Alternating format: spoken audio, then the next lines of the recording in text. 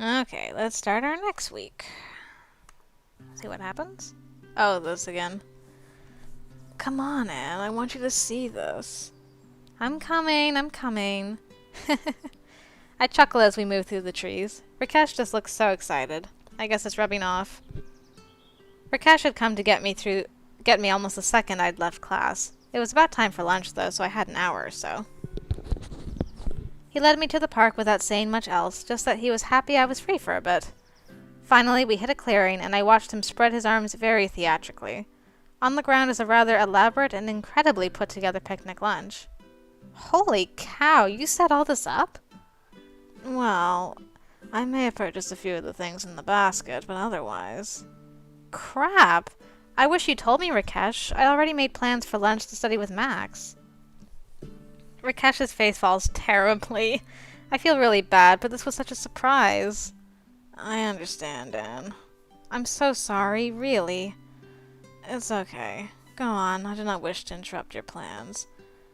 I just wanted your opinion on the setup anyway.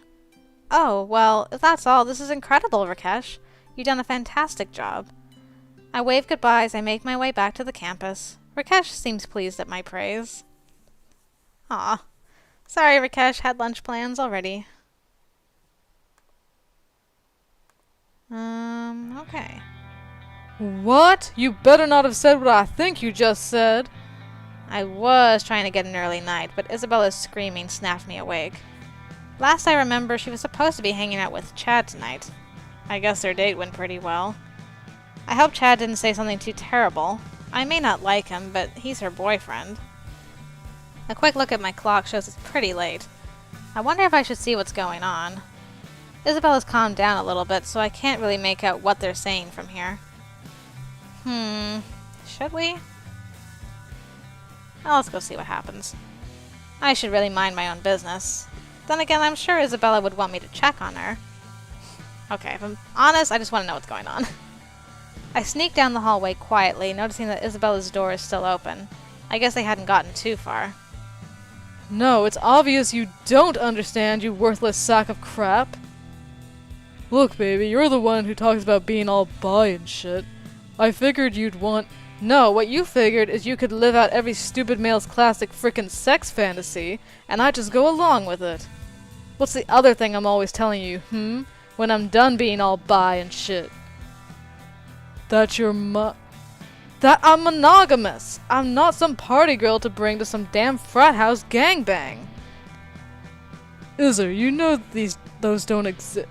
I don't care, you freaking clod! Just get out! Get the hell out!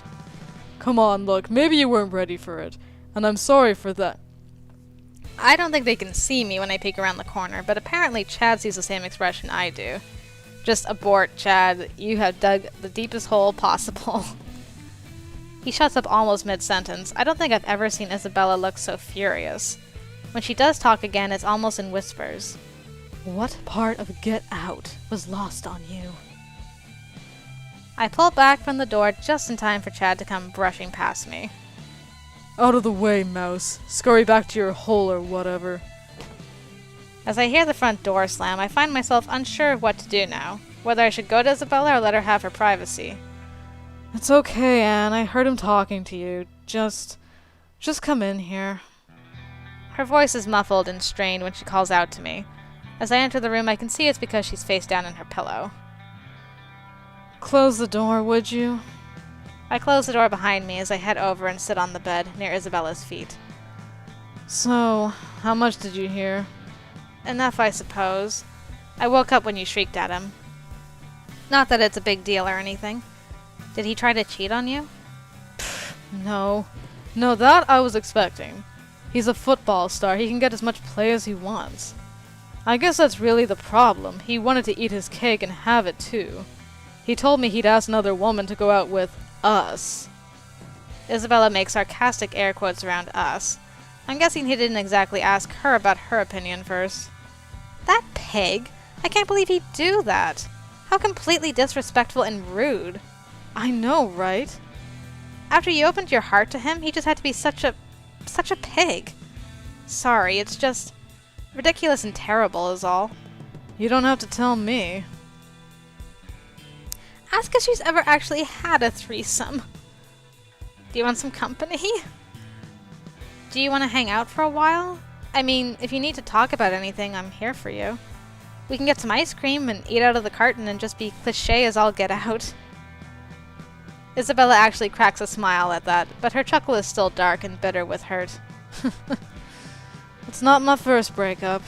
And it's certainly not my first breakup because some idiot misunderstood who I am. No, it's sweet of you to offer, but I'll be fine. You should get some sleep. Sorry that asshole woke you up. I refrain from mentioning whose scream woke me while I wave and head out of the room. Isabella's head sinks back on the pillow, and I hurry up before I can see something she doesn't want me to. Oh, she's crying. Oh, Isabella. It'll be okay. I head back to my own room and try to get back to sleep. Hopefully Isabella will be okay. Oh, I'm glad I went to go check up on her. Chad is such a pig. Like Anne said. Good grief. The audacity of it all. Oh, I hope Isabella feels better soon, though.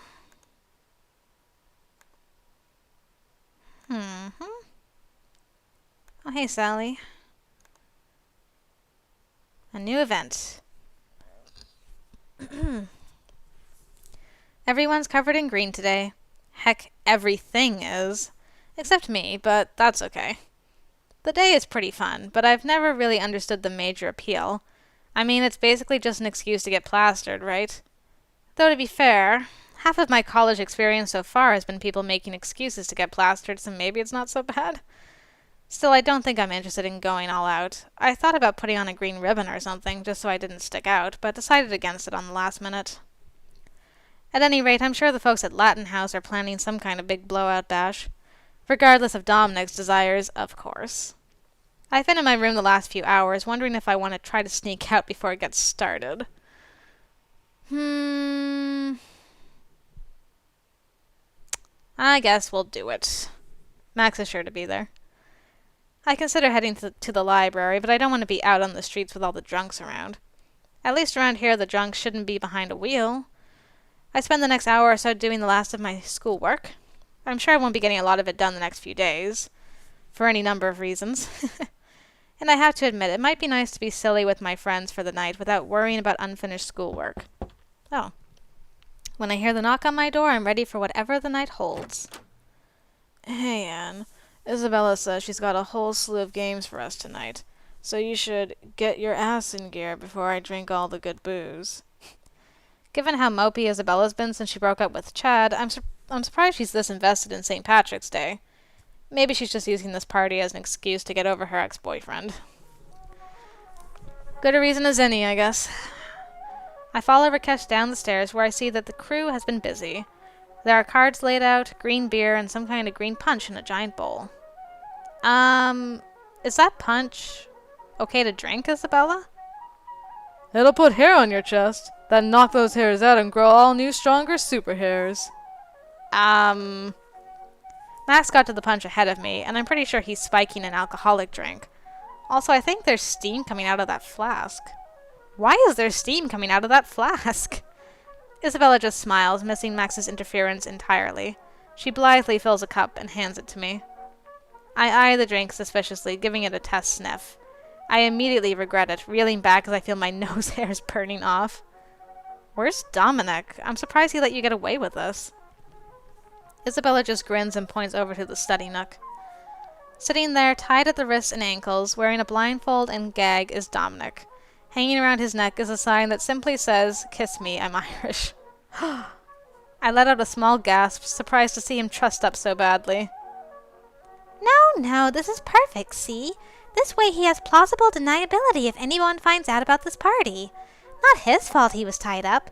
By desperados. Everyone laughs at that. Well, everyone except Dominic. Enough of the small talk. Tonight we test the luck of the Irish. Wait, which one of us is Irish? Quiet, you. First, pin the shamrock on the leprechaun. The alcohol starts flowing early and freely. I try to take it easy so I'm not totally smashed too soon. Just having little sips of whatever mega booze Isabella created is honestly keeping me in a consistent buzz. Luckily, Isabella's games begin to take progressively less skill, and progressively more drinking.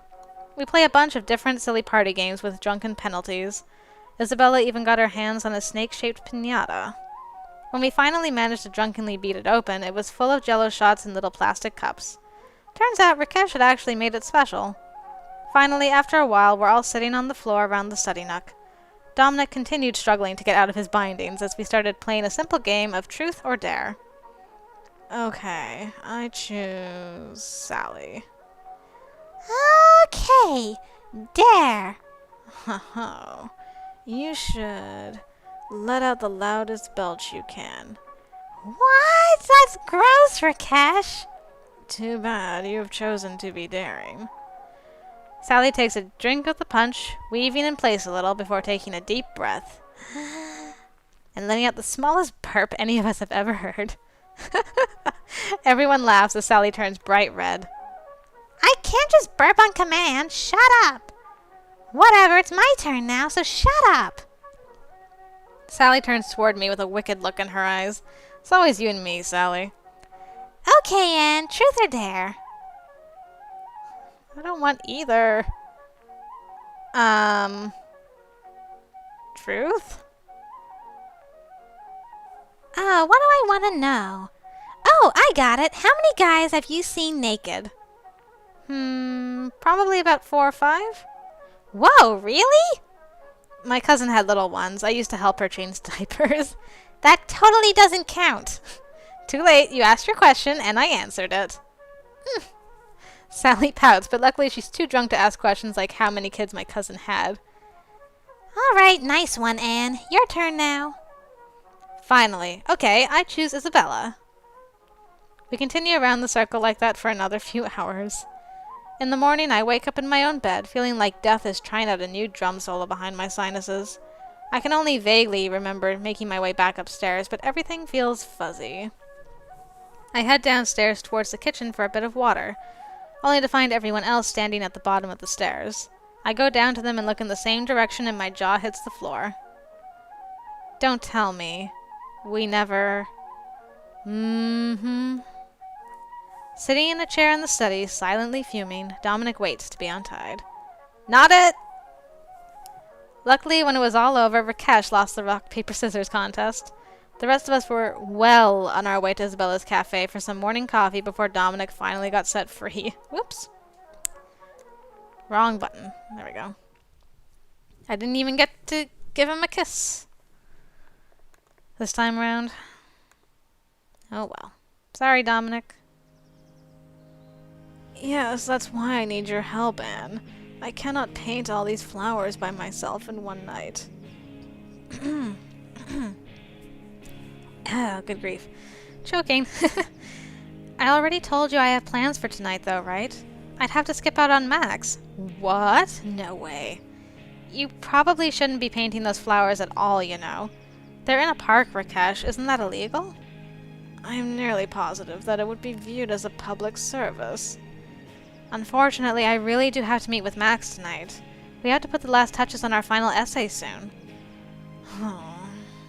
Rakesh sighs and puts on a small domino mask. Well, I suppose it cannot be helped then. That boy is going to get in some serious trouble. Still, I don't know if it's worth missing tonight's session with Max. Okay, if I remember, playing the event actually skips Rakesh here. I hope. Yeah, okay. Very confusing. Please don't get arrested. Please.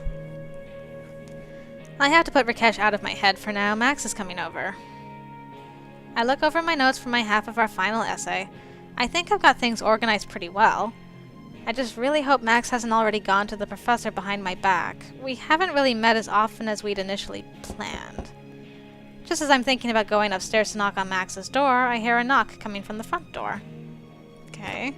Whoa, what are you doing here? I open it just a crack to see Roxanne standing on our front stoop, looking slightly put out like she always does. Roxanne, hi. What brings you here? I was told this is where Dominic, the TA, lives. I missed an assignment and he was supposed to provide me with a replacement. Oh, well, yes, this is the place then. He's also our RA. Just a moment and I'll call him down for you. Come on in. I indicate the couch as I head to the bottom of the stairs to call up towards Dominic. Dominic! Roxanne is here to get a makeup assignment of some kind. I turn back to give Roxanne a smile, but she's just sitting there, half ignoring me, half looking disappointed in me. Okay. I head back over to the kitchen table where my notes are spread out. I figure I'll let Roxanne clear out before I call Max down. Stop following me. You're quite spread out. Which class is that for? She always has that mildly disapproving tone, but I guess now I'm good enough to talk to. Professor Tasque, Max and I were going to finish up prep tonight. Is that all I should expect out of her? Maybe now it's my turn to carry the conversation. So, did you ever get a good partner? Yes, my partner and I are doing quite well, thank you. I have no doubt we will pass with flying colors. As long as we are here, I simply must ask, why wouldn't you have chosen me as your study partner? Wait, really? Has it honestly been bothering you? I would not say it has been bothering me. I simply am curious. I am clearly superior to Max in academics. What could your reasoning be? I suppose you would almost have to be better at class than Max. He's a great guy, but school's not really his thing. Precisely. This makes your choice all the more baffling. Listen, I am not saying I am unaware of myself. I realize I'm not the easiest person to get to know. But that does not mean I cannot be personable. I do have friends, and an interest in meeting new people. What drove you to choose Max? What made him the clear choice? Max is already my friend. Helping Max is fun. I know you think Max can't keep up with me studying, but you're wrong. Max may not show it often, but when he puts his mind to it, he can buckle down just as well as any of us.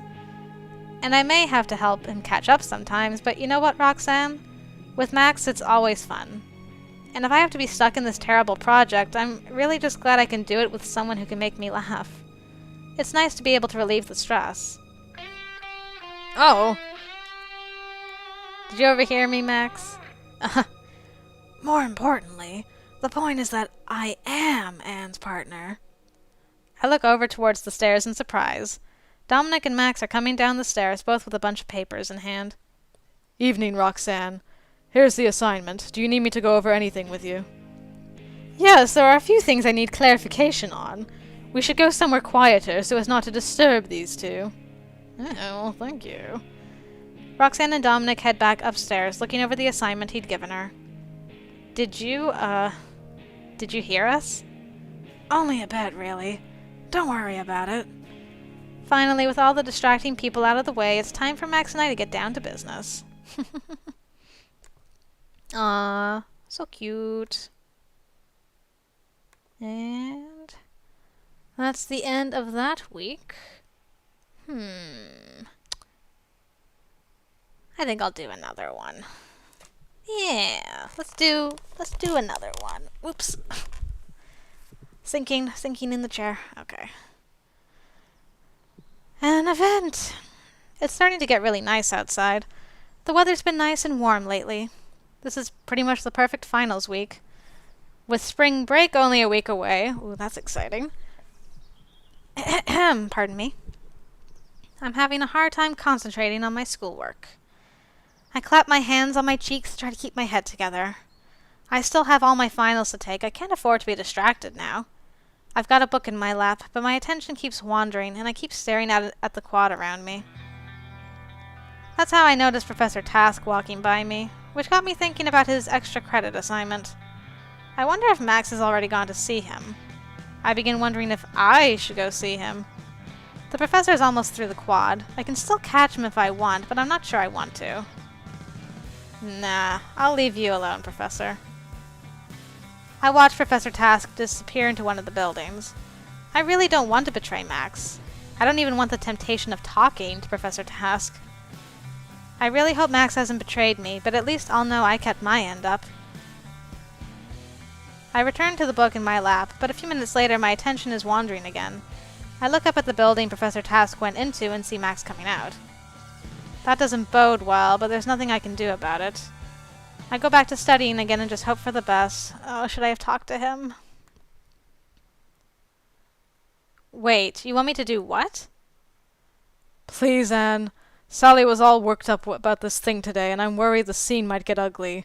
I'm already stuck here fielding calls from the housing authority about student involvement. Apparently, Sally went down to the science building earlier to join a bunch of other students in protesting. What exactly are they protesting? I don't know. I'm paid to keep you people from burning the house down, not to watch your every movement. Sorry, Anne, it's been a rough week. Can you please go check up on her for me? I'm supposed to have a meeting with my advisor this afternoon. Oh. She's gonna get in trouble, though, if I don't. Come on, I'll pull some strings and make sure your advisor sees you tomorrow. Well, okay, if you're sure you can get it rearranged. Definitely. Thank you, Anne. I owe you. I head out the door and over to the science building. When I get there, there's a crowd of maybe 30 people all holding signs and murmuring. The crowd doesn't seem ugly, but they do seem quite disgruntled. I can see a few campus security officers overlooking the crowd. I wonder where Sally is in all this. Are we going to stand for this? Right on cue. Sally's standing on a box of some kind at the front of the crowd, speaking into a microphone. When I found out they were doing testing on animals here at our school, I sent out the call for action. I'm really happy that you all answered that call. But now we need to send up a different call. A call to stop the atrocities happening right inside this building. The crowd cheers for her, hefting their signs high. I can see the security guards getting restless. A few of them are reaching towards their belts. Of course, the school doesn't allow weapons, so they don't have anything on their belts. Still, it's worrying. I make my way to the front of the crowd and wave to Sally. And that's why we cannot stop our clarion call until these monsters have given up all the tests they're doing on animals in there. Are you with me? The crowd cheers again while I try to get Sally's attention. That's what I thought. And if those cowards don't get out here soon, then we're going to bust in there and free those animals ourselves. This is just wrong. The crowd cheers again, even louder this time. Security guards are definitely getting nervous. I frantically wave Sally over as she finally gets off of her box. Oh, Anne! Hey, I'm so happy you came. I actually came because Dominic asked me to check on you. I didn't even know this was happening. Well, I'm here anyway. Oh. Well, I'm still happy you came. How did all this start? Right! You won't believe it. I was on our campus message board when I read a post that stated they were due to begin their testing with animals today. A message board post? Really? Yeah, the guy must have been a scientist because he said it was going to be really hard to deal with. He said he was expecting a lot of suffering. They're testing on suffering animals? I can't stand for that, Anne. Sally, look, the internet is full of liars. I remember when some post had me convinced that malaria was carried exclusively by 6-year-olds. Are you sure this was true? Well, answer me this. If nothing is happening in there, how can they refuse to let us in and see, huh? Maybe because there are 30 angry people out here? Yeah, 30 people angry about all the lies. Look, are you with me or against me here? I've already had to tell those stupid rent-a-cops that we're perfectly in our rights. Don't you start on me too. Hold on, I'm gonna do some quick research, Sally. Look, Sally, I'm not against you. But this all seems really weird and hasty. Let me look into this a little more. Maybe I can get you some more specific information so you can properly accuse them, okay? Just promise not to charge in until I get back, alright? Alright, fine. Just hurry. I can't stand to think of those animals in trouble. Will do. I run home with all my might. I know if I don't hurry, someone's going to do something stupid. As soon as I get in the door, I hurry up to my room. I know I haven't got much time, so I start searching through the college's message boards with a fervor. Such fervor. Let's see. Here we go. Found the original message. Starting testing on animals today. I hate it. So much suffering, but it's all in the name of science. We've got the grant, better make use of it. What grant is this? I fish through various campus news articles, tracing links and keywords back until I find the source of the grant and what the research is for. When I do, I slap my palm to my face so hard it actually hurts. I wish I knew what this was all about. I print the article and rush back out the door. I really can't believe this is happening. I'm sure once Sally understands, she'll feel the same way. Back at the protest, I can see I'm just in time. Up in front of the door to the science building, I can see Sally bullying a short guy with glasses who seems to be from the science building. He seems really familiar, but I can't place him right now. This is your last chance, Butch. Come clean about your hideous experiments. I'm telling you, there are no hideous experiments in here. Everything in here is perfectly safe and approved. Oh, like I'm going to believe you when there's suffering going on. Actually, Sally... Oh, Anne, come on, let's force this little weasel to open up. Before she can say another word, I shove the article into her hands. She looks at me inquisitively, but starts reading it. Butch leans over the paper and nods in understanding. Oh yeah, that would pretty much explain what's going on in there. You can see why we don't want to discuss it. Sally turns red as a beet, then turns to the audience with her megaphone up. False alarm, people! Go home! Nothing to see here! Scram! Oh dear. She then drops the microphone and walks off, whispering a quiet, "Thanks," to me as she passes me. I hope she gets over this. Her heart was in the right place, but... oh well. Butch scratches his head, equally embarrassed, and just wanders back into the building. For my part, I hurry after Sally. Maybe I'll treat her to lunch. Hopefully that'll make her feel better. I wish I knew what happened there. Oh. Geez, Max, do you have this whole store memorized? Well, only the good bits. I have to know my competition. Someday I'm going to be as big or bigger than most of the jerks lining these walls. Which is why I gotta study up. Make sure I'm not lifting my style from anyone. Wow, you really do have some dedication in you. I'm pretty sure I should be insulted. Sorry. That did sound a little rude, didn't it? I guess I'm just not used to this with your performance at school. Yeah, well, this stuff is important. We're talking about my future here. I'm not going to be worried about a college degree when I'm on the road, you know. Fair enough. It's still not a bad idea to have one. At least then people will talk about your impressive music and your impressive college degree. I guess I never thought of it that way. Woohoo! 100! We're at 100? Yeah! I guess that went pretty well. I guess so. Whoa. Cut from the last scene. I've got finals all week, and yet I still feel like I have a ton more studying to do. Everyone in Latin House is hard at work trying to get their last study sessions in. Isabella's been locked up in her room since dawn. Sally's barely been outside to walk her dog. Even Rakesh is... As I look into Rakesh's room, I'm actually not sure what Rakesh is doing. He appears to be doing a kind of headstand on his books. Rakesh? I think you get less money from the student bookstore if you ruin the book. Unfortunately, I think I startled Rakesh as he crashes to the ground. I briefly consider running before he recognizes me. See ya. And the more I consider it, the more that seems like a good idea. Who's there? I don't say anything and just start to slink off. What he doesn't know can't hurt him. Must have been the wind. Whew. I breathe a silent sigh of relief and head to my room for some studying. Sorry, Rakesh. Oh boy. Professor Tasque's final is grueling. I swear he's never even hinted at half of these concepts before. I try to peek at my study partner to see if they're breezing through this, but Max's head is bent down just like everyone else. There's nothing else for it. I'm just going to have to finish this test out and find out what happens. Once my test is complete, I walk down to the professor's desk. I try to sneak a peek at Max to see if they're having an easy time or not, but it's impossible to tell. Ah, finished, Anne. Hang around a few moments. We'll discuss the results of our little extra credit assignment. I nod with a bit of apprehension. I'm not really sure I want to know what happened, but I suppose it's all part of the experiment. I return to my desk and busy myself for the remainder of the test time, watching as everyone else slowly hands in their tests. Finally, the only ones left in the room are myself and the others in the extra credit group. Well, ladies and gentlemen, here we are. Time to find out which of you will be failing, and which will be getting C's. Max looks over at me, raising an eyebrow. I shrug and just look back at the professor. Okay, let's start running through this stuff, shall we? Let's see, Marvin, you fail.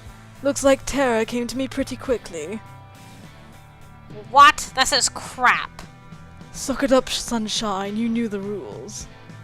I watch Marvin run out of the class looking like he spit nails. Okay, who else have we got? Alright, Roxanne. Yes, Professor. Looks like Jared doesn't share your interest in study. I assume I'll be seeing you next quarter then. I look forward to your future test results. Aww. Roxanne almost looks like she wants to cry. Or beat the crap out of Jared, who's hiding his head on his desk. Eek. Finally, Professor Tasque looks at me. Looks like you kept the faith, Max. Ah, such loyalty brings a tear to me jaded and uncaring heart. Wait, no, that's heartburn. Anyway, you both took things normally, so I guess I'll actually have to grade your tests. I'll get back to you on your grades, but I assume they'll be fine. Yes, Max! Thank you! I was so worried. That test was brutal. I wouldn't exactly get your hopes up for a good grade just yet. Max grins at me, and I can't help but smile back. I don't care if my GPA dips a little. I'm just glad we worked together to overcome this. I'm so happy we did it and didn't give in to temptation. Just a little, though, huh? Don't push your luck, mister. I think that's the lot of you here. We'll deal with any other stragglers later. I slump down in my desk, mostly just glad that the tension is over, when Professor Tasque's cell phone suddenly breaks the silence. Yes. Well, yes, I put them in a prisoner's dilemma. Well, I'm a sociology professor, of course it's relevant. Well, how was I supposed to know his father was a donor? What's going on? Professor Tasque is frowning something fierce. Someone's clearly reading him the riot act. What? Hell no, I've got tenure. He can go to hell. The grades are staying. I didn't get where I am grading papers, and I'm not about to start. Fine, yes, I can make it up to the students somehow. How about... But that's I was going to... Oh, fine. Professor Tasque looks fit to be tied as he puts his cell phone away. So, apparently Marvin is a little crybaby and went whining to the dean. 30 minutes later, Max and I are standing in front of the stunned members of Latin House. Seriously? Yeah, apparently the dean tore into him something fierce. So to make up for putting us all through that, we all get to use Professor Tasque's beach house this spring break. We have to pay our own way, and it's only the space we're getting, no amenities. But it's on a private beach, so we'll have the place to ourselves. Oh man, this is gonna be so sweet. I'm gonna get packing. I hope I have a good swimsuit. Can I bring Vegemite? I don't think so. Sorry. It's okay. I'll get my friend Jovia to watch him. Woo! Spring break! I watch everyone gather excitedly and go off to start packing. Hopefully this will help us forget the ugliness that just happened and we can all have a great time. A great time. And... improv night. Woohoo! And... well, that's it. Next week we get to do spring break, which means smooches. There's gonna be smooches, I hope.